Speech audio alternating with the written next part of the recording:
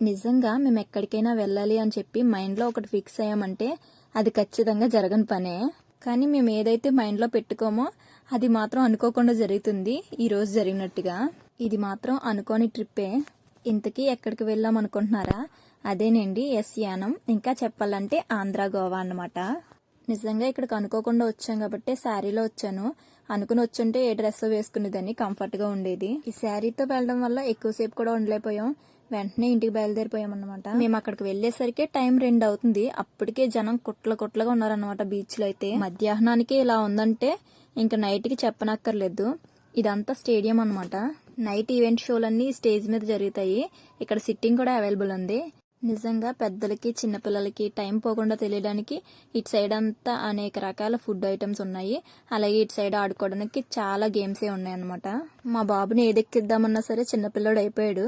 కొంచెం భయమేసి ఏది ఎక్కించలేదు. ఇంతమంది జనాన్ని చూసి వీడు కూడా కొంచెం భయపడుతున్నాడు. ఇంతకీ మీలో ఎంతమంది వెళ్ళారు ఈ ఎస్ యానం బీచ్కి? పండగ టైం కాబట్టి ఇలా రష్గా ఉంది. నార్మల్ టైంలో అయితే బాగానే ఉంటుంది.